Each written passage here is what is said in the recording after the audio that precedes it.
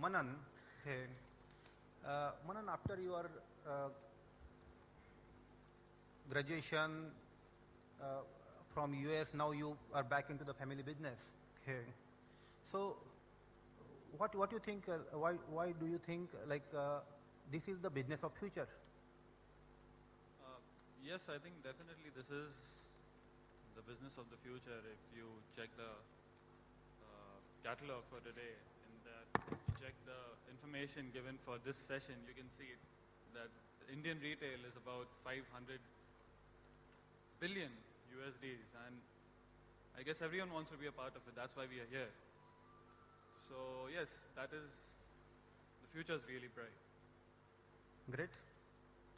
Uh, Dhruvesh, you are running stores at the Swaminarayan Temple. Okay. Why temple felt the need to adopt technology? Uh, First of all, I think I am speaking in Hindi because my colleagues also know what I speaking that.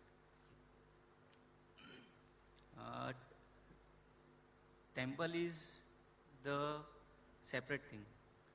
मतलब जब एक temple run हो रहा है तो उसके साथ में बहुत सारी एक्टिविटीज़ होती है. अब जब ये जो हमारा स्वामीनारायण टेम्पल है वो 165 सोशियो स्पिरिचुअल एक्टिविटीज़ करता है.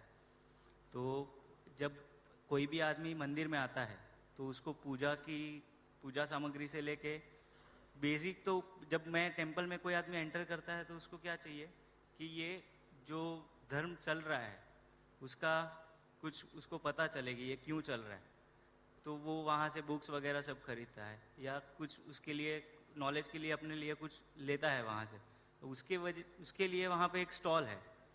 अब स्टॉल के अंदर वहाँ पे फर्स्ट थिंग ये है कि मैं सबसे यंगेस्ट हूँ मेरे वहाँ पे, क्योंकि मैं आईटी सेक्टर से हूँ. मेरे स्टॉल के अंदर 17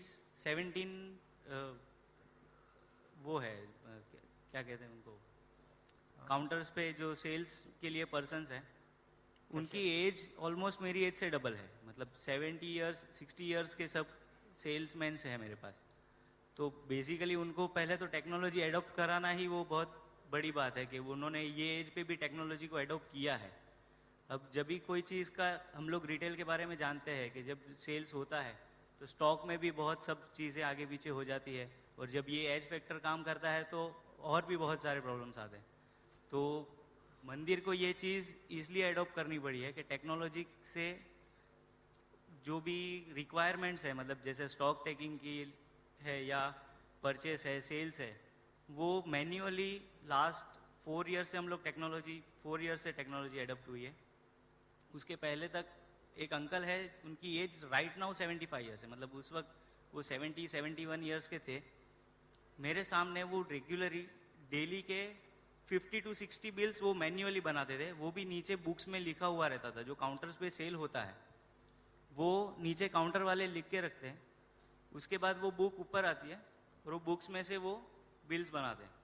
अब ये प्रोसेस के लिए उनको बिल बनाने के लिए कम से कम 3 से 4 दिन, वो एक दिन का रिकॉर्ड बिल करने के लिए उनको 3-4 दिन लगते थे, जो अभी इनिशियली नीचे काउंटर पे ही हो जाता है. तो ये यहाँ से जो मैन पावर जो यूटिलाइज होता है वो एकदम कम हो गया है. तो टेम्पल को भी मतलब सेल्स पॉइंट आया तो हर किसी को ये चीज़ की ज़रूरत है. अच्छा, मानकर साहेब, तुम्हाला का बरं टेक्नॉलॉजी वापरावीशी वाटली?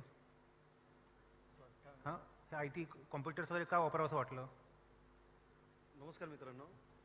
ॲक्च्युली कॉम्प्युटर हा विषय म्हणजे माझा नव्हताच कधी, कारण आमच्या घरामध्ये सर्वात जास्त शिकलेला म्हणजे मी. तर माझं शिक्षण किती फक्त 12वी. म्हणजे आमच्या कुटुंबामध्ये शिक्षण वगैरे हे क्षेत्र जास्त नव्हतं असं काय. तर आमचे जे सॉफ्टवेअर मला ज्यांनी दिलं आहे ते लॉजिकल सोल्युशनचे लाला शेठ, त्यांनी मला जवळजवळ 2 वर्ष फॉलोअप केलं. म्हणजे माझ्या धंद्याला 20 वर्ष झाले, पण ॲक्च्युली मी 10 वर्षापासून तो आता सॉफ्टवेअर वापरतोय. पण त्यांनी 2 वर्ष मला तो सॉफ्टवेअर घेण्यासाठी आग्रह केला. पण मी म्हणजे आपलं मराठी रक्त की बाबा त्यांना असं उर्मटपणे आपल्याला सांगायचं की हां तुम्ही काय करू शकणार आहे, मला असं पाहिजे, मला तसं पाहिजे, माझं गिऱ्हाईक यादी घेऊन येतं, तुम्ही मला तशा प्रकारे देऊ शकणार का, माझ्या दुकानातली पोरं शिकलेली नाही आहेत, मग त्यांना तुम्ही मराठी लँग्वेजमध्ये करून देणार का. म्हणजे मी आपलं असं वेगळे वेगळे प्रकारे त्यांना टाळत होतो. पण ते माणसाची म्हणजे कॅपॅसिटीचा मी म्हणजे एकदम अंत बघितला त्यांनी, की मला त्यांनी सोडलं नाही. त्यांनी तुम्हाला जे मागं ते देत राहिले. म्हणजे तुझ्या गोष्टीला त्यामध्ये सोल्युशन आहे. तुला प्रत्येक गोष्ट त्यामध्ये जमू शकणार. तुम्हाला मराठीमध्ये पाहिजे मराठीमध्ये, तुला तुझ्याकडे गिराईक यादी घेऊन येते, तुला तशा प्रकारे तुला यादी करून पाहिजे, तुला तशा प्रकारे यादी करून मिळेल. तर मी म्हणलं ह्या सगळ्या गोष्टी होतात आहे, तर मग काय वापरायला काय हरकत नाही. आणि ॲक्च्युली कसं आहे, सॉफ्टवेअर वापरण्याच्या अगोदर, कॉम्प्युटर वापरण्याच्या अगोदर मी ह्या सगळ्या गोष्टी मॅन्युअली करत होतो. म्हणजे पूर्वी मी बरेचसे प्रकार अवलंबले. पहिलं आमच्याकडे डायरी सिस्टम होती. डायरी सिस्टममध्ये आता एखाद्या गिरायकाचं उधारीचं आलं की त्यामध्ये त्याची नोंद करायची, एवढा माल घेतला, 1500 रुपयाचा माल झाला की 500 रुपये त्यांनी जमा केले, 1000 रुपये राहिले, ते पुढे त्या डायरीवर पुढे ओढायचे. म्हणजे अशा प्रकारे चालायचे. नंतर मग ॲज अन अकाउंट चालू केलं की त्याप्रमाणे मी एका कागदावर सर्व लिहून ठेवायचो आणि मग त्यांच्या खात्यामध्ये टाकायचो. आज एवढे यांनी जमा केले, एवढ्या रुपयाचा माल घेतला, एवढे जमा केले, एवढ्या रुपयाचा माल घेतला. मग महिन्यातनं एका दिवशी त्याची बॅलन्स काढायचा. मग ह्या सगळ्या गोष्टीला मला जवळजवळ एकदाच महिन्या अखेरला बॅलन्स काढायचा म्हणला की जवळजवळ एक 8-8 दिवस जायचे माझे त्यामध्ये. तर मग ह्यानंतर यांनी मला जसं सांगितलं की बाबा तुझ्या ह्या सगळ्या गोष्टी तू एकदा फीड केलं की त्या 4 ठिकाणी त्याची एंट्री होणार आहे. तुझं लेजर मेंटेन होईल, तुझं आउटस्टँडिंग मेंटेन होईल, तुझं बाकी व्हॅट रिपोर्ट वगैरे ह्या सगळ्या गोष्टी मला त्यांनी भरवत आल्या वेळोवेळी की बाबा ह्या अशा एवढ्या त्या सुविधा आहे. तर मी आपलं म्हणत चला की बाबा डेअरिंग करून बाबा घेऊया. अशा प्रकारे मी ते सुरू केलं.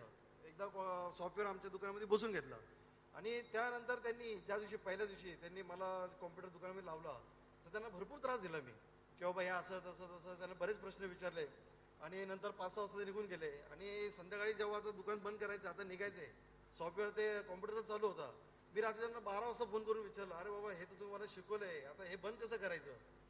म्हणजे असा प्रकार माझ्याकडे होता. म्हणजे सॉफ्टवेअर हा कॉम्प्युटर हा विषय माझ्याकडे नव्हता. कॉम्प्युटर ह्याच्या अगोदर मी कधी बघितला असेल तो फक्त पाठमोहरा बघितला असेल. दुकानामध्ये गेलो की बाबा त्या बॅक साईडने तो कॉम्प्युटर दिसेल तेवढाच, त्याला कधी मी हात लावला होता काय नव्हता. तर हे सगळं श्रेय मी लॉजिकल सोल्युशनच्या लाला शेटला देऊ शकल की बाबा त्यांनी खरोखर म्हणजे माझ्यासारख्या व्यक्तींना असं त्यामध्ये तुम्हाला काय पाहिजे तुम्ही फक्त सांगा की तुमची अडचण काय, तर त्या अडचणीला त्यांनी ते सोल्युशन देत राहिले.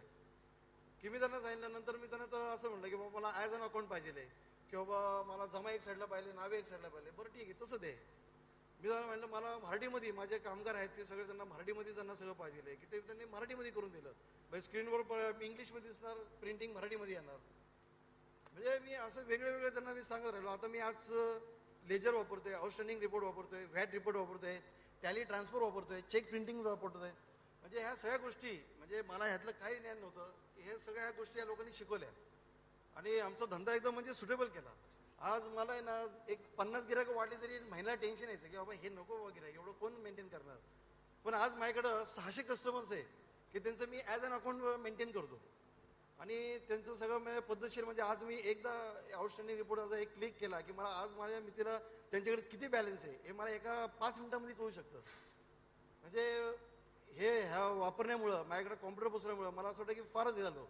आणि जे मी सुरुवातीला म्हणलो की जे एक मराठी माणसामध्ये एक उर्मटपणा होता माझ्यामध्ये, तर आता ह्या लोकांनी मला एकदम गाय करून टाकले. आता मला त्यांच्याकडे असं विचारावं लागतं, साहेब अजून काही नवीन आले का, काय ह्याच्यामध्ये टाका ना अजून काय नवीन, की मला असं त्यांना असं सांगावं लागतं. त्यांना विचारावं लागतं की बाबा हे काय आहे का नवीन अजून, हे पण टाका. म्हणजे मला तर कळायला लागले की बाबा ह्याच्यामध्ये हे आपल्या फायद्याची गोष्ट येते. आता त्यांनी मला नवीन कन्सेप्ट सांगितला की बाबा ई कॉमर्स म्हणून आता एक नवीन काहीतरी आहे की बाबा ते तुम्हाला ऑनलाईन ते तुम्हाला गिरायक यादी देणार. रवी साहेब, आपण ई कॉमर्सला थोड्या वेळाने येऊ. आपण आधी Yes. हा एक राऊंड जरा पूर्ण जाऊया. Thank ठीक.